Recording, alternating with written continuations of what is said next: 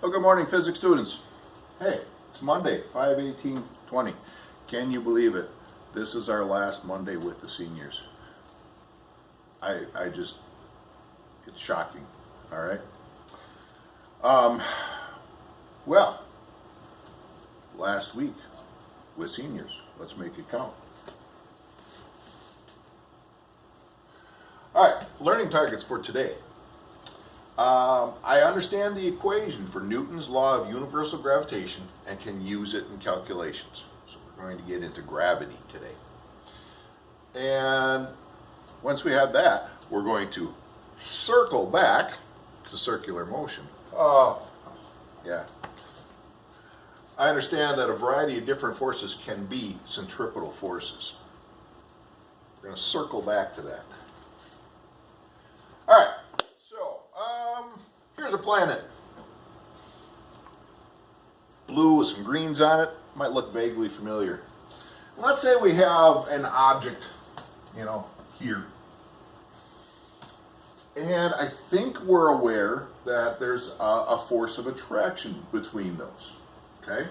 It's a gravitational attraction. So there's a force pulling these together. Now, the force is together. So there's an equal and opposite force. Whatever force the Earth is pulling on this object, that object is pulling on this one. For right now, let's just look at the force on the other objects. Okay? So that object has a force, and a force can be drawn with a vector. The length represents the magnitude, and the direction is represented by the arrow. Okay? Now, what if I had a similar object over here? Well, its force is this way, but it's further away. So what we see is that the arrow would be smaller. So if we can kind of go around our Earth, we see that the force that an object would experience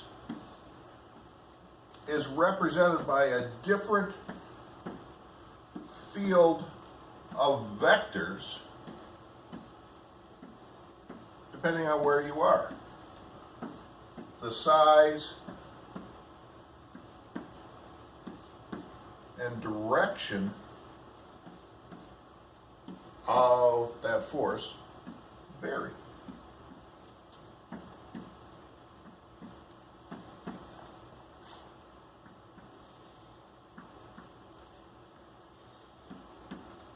So gravity is called a field force.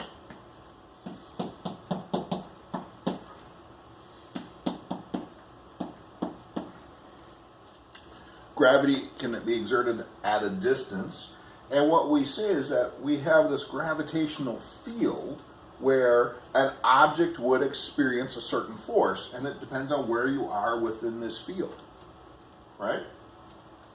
So there's some basics. Now, guy by the name of Newton. Now, Newton did not invent gravity, but what Newton did is he made a connection. See, there were people in his time that were making progress in describing the motions of planets. And, Kepler had done his work, and Kepler had determined that these things seemed to be moving in ellipses rather than circles and all these things. And Newton, he made the connection between the motion of those objects in our heavens and objects on the earth. He made the connection to say, you know what? The same thing that makes those objects move the way they do is what makes an apple fall. I don't know if an apple ever fell on his head, but I imagine Newton observed things falling. An apple falling, or if I toss a rock through the air. He said it's the same force that's making this happen. And we're going to call this gravity. And Newton comes up with an equation.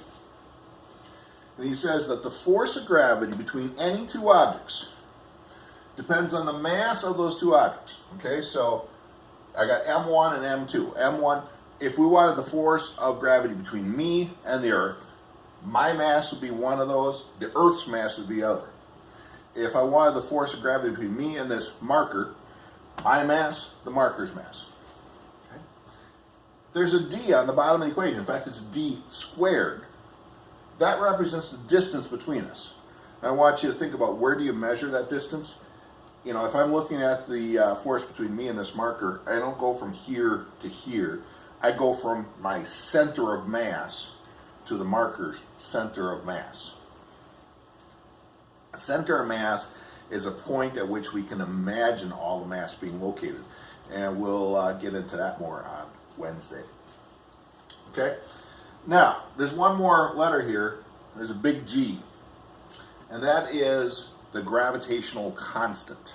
Okay? Now, Newton didn't have sensitive enough equipment to try to measure that. He estimated the gravitational constant. But since Newton's time, we have done some measuring of that, and we have pretty good, accurate measurements. It is one of those things that when you read about a little bit, not everybody's entirely certain that it is a true constant. Could that be something that changes over the life of the universe? But within human terms, it certainly seems pretty constant.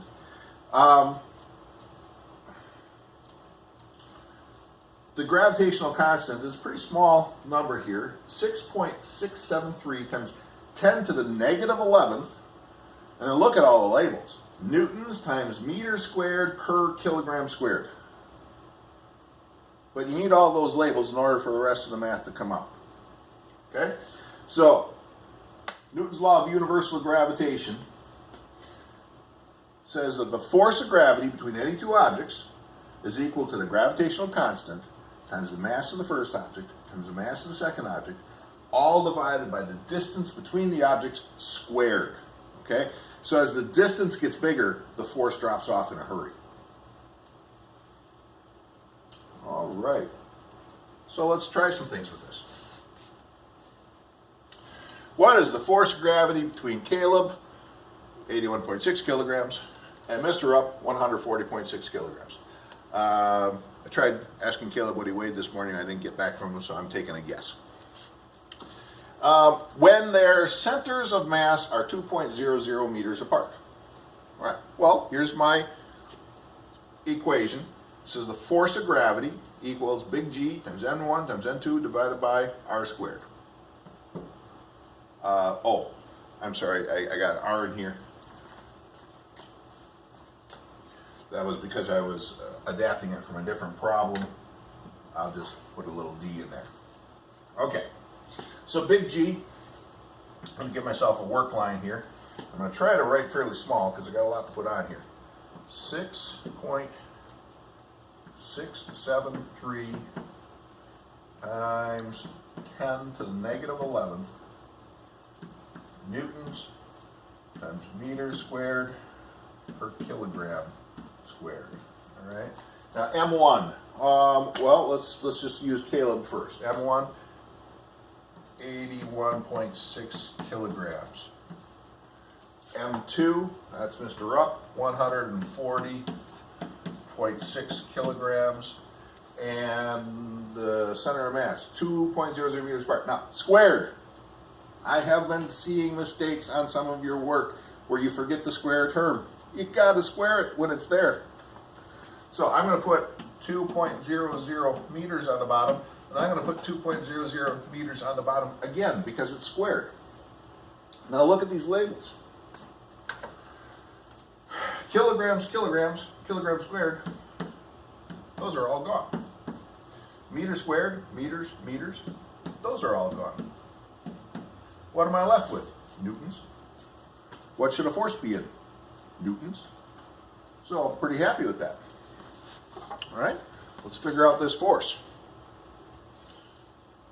6.673 EE negative 11 times 81.6 times 140.6 divided by 2 divided by 2. And we get 3 sig figs for that.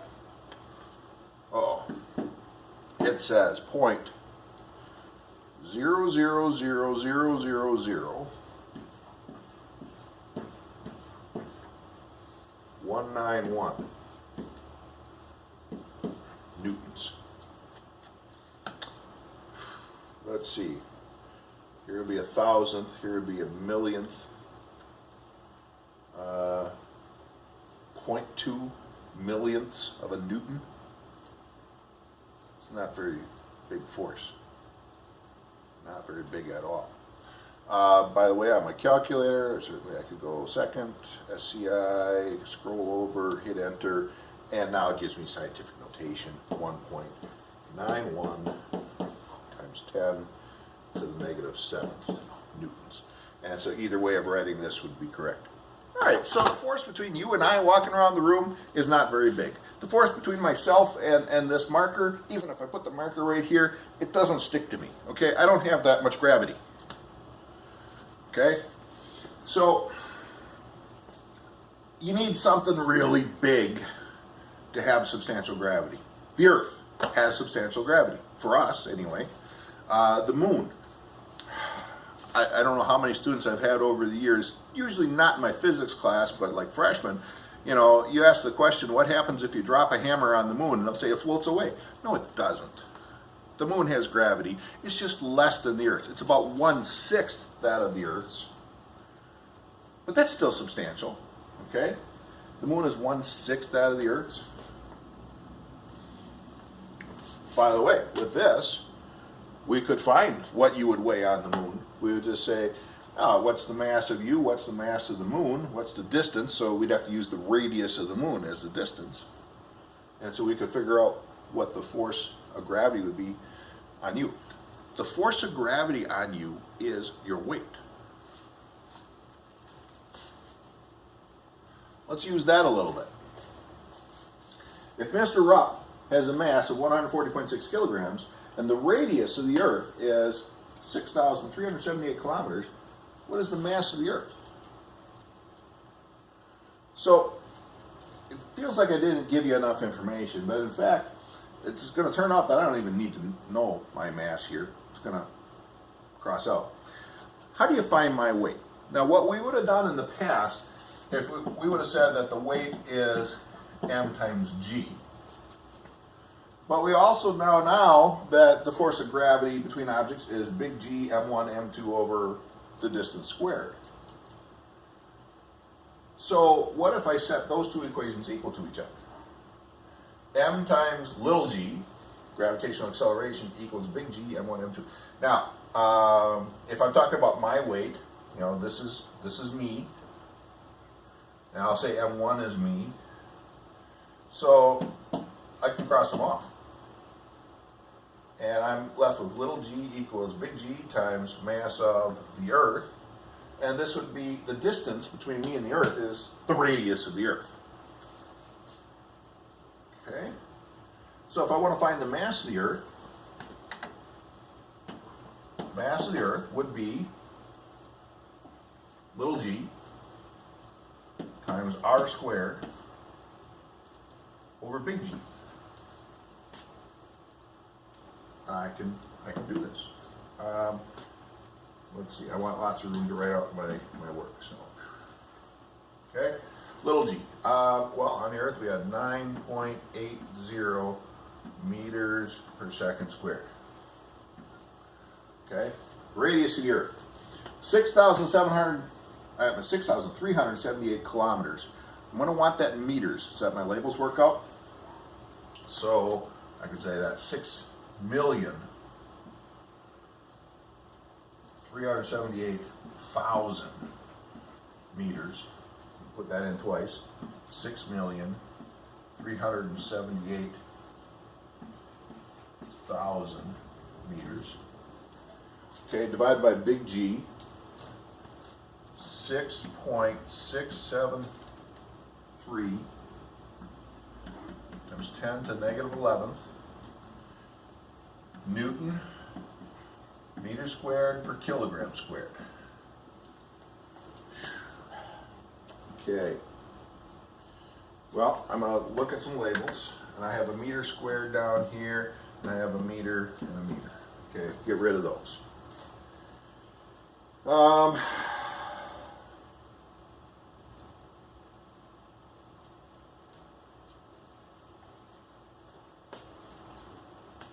If I split these kilograms, kilogram squared is kilogram times kilogram, and I have a kilogram times a meter per second squared, that would be a Newton. So I could cross off one of those with that and that, all with newtons, and I'm left with kilograms. All right, I've analyzed it now. If my labels come out, then I'm pretty confident I can do my math and get my problem, or get my answer. I'm sorry. So, let's grab a calculator. Let's see, 9.8 times 6378000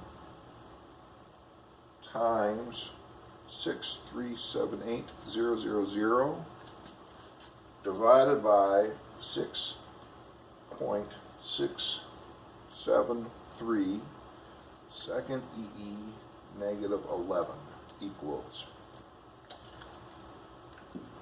5.97 times 10 to the 24th kilograms. And I would tell you, if you look that up, that's going to be really, really close. A lot of times, I think the value I usually see is 5.96. I use the value of G that we use in our classroom, and we're a little bit above sea level. So, you know, G at sea level would be slightly different. That probably affect this just a little bit.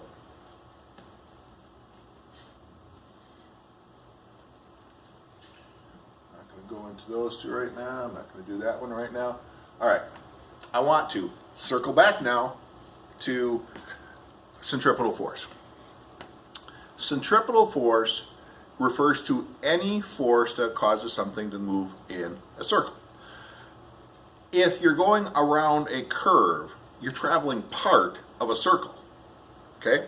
So now, there's lots of different things that can be a centripetal force. I have a stopper on a string. And when I whirl the stopper is going in a circle. Why? Because the string is pulling on it. So in this case, the tension on the string is a centripetal force.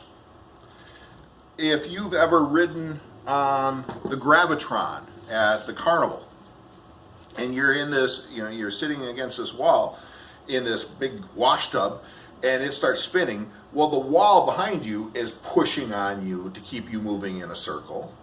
So, you know, if the wall gave way, you'd go flying off in a straight line. So that push of the wall is a centripetal force. If you are on the space station going around the Earth, gravity is the centripetal force. So we have our equation. We said centripetal force is equal to mv squared over r. But we could also have, if we know that gravity is causing the centripetal force, I'll just write this for now, I'll erase it again. If centripetal force is mv squared over r, and the force of gravity is big G m1 m2 over d squared, well then, if I recognize that gravity is causing the centripetal force, I could set this equal to this. And there's other things then I could solve from that. Okay? I'd have to think about it a little bit, because this m represents one of those, and so I'd have to identify what my two masses are. And that r is probably the same as that d. And we'd have to think about it some. But we can set these things equal to each other. So we had a problem from the other day with this child on a merry-go-round, and we were supposed to find the centripetal force and the centripetal acceleration. And I have that worked out here. This is one of the samples we did. We found the centripetal acceleration was just less than 0.3 meters per second squared, and the centripetal force was 7.45 newtons. Okay, and that was pretty straightforward calculation. Just using that centripetal acceleration is v squared over r. And so centripetal force is m times centripetal acceleration. But now, let's do this follow-up. Let's assume the merry-go-round is just a flat surface. There's no bars to hold on to. So what coefficient of friction must exist between the child and the surface for the child not to slide off? If I just have a round circle and the kid's sitting on it, what causes the centripetal force? What causes the child to move in a circle when I spin it? Well, it's friction between the child and the surface. So friction can be the centripetal force. So in this case, yeah, we're going to say that the force of friction equals the centripetal force. And we know from our work that the centripetal force was 7.45 newtons. Okay, so now let's come back and say, well, what can we do about coefficient of friction? Coefficient of friction is the frictional force compared to the normal force, the ratio of the two. So I know the frictional force is 7.45 newtons. That's what we had calculated for the centripetal force. The normal force, well, if a child is sitting on a merry-go-round, how much contact force is there? It's just equal to the weight of the child. And the weight of the child would be m times g. So I'm going to replace this bottom. I'm going to have my force of friction is my centripetal force. And on the bottom, that's m times g, the weight. And I have everything I need to plug this in. The centripetal force is 7.45 newtons. M, the mass of the child, was 25.0 kilograms. G, we're on the earth, 9.80 meters per second squared. We have upside down, kilogram meter per second squared, which is a newton, and we have newtons on top. So all the labels cross off, which is good news if you're doing a coefficient of friction because it has no labels, it's a ratio. And let me here, extend this page just a bit, grab the calculator. 7.45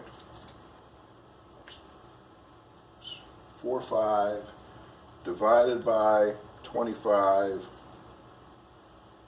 divided by 9.8 equals, and I got it in scientific notation yet, so I'm going to take it back out,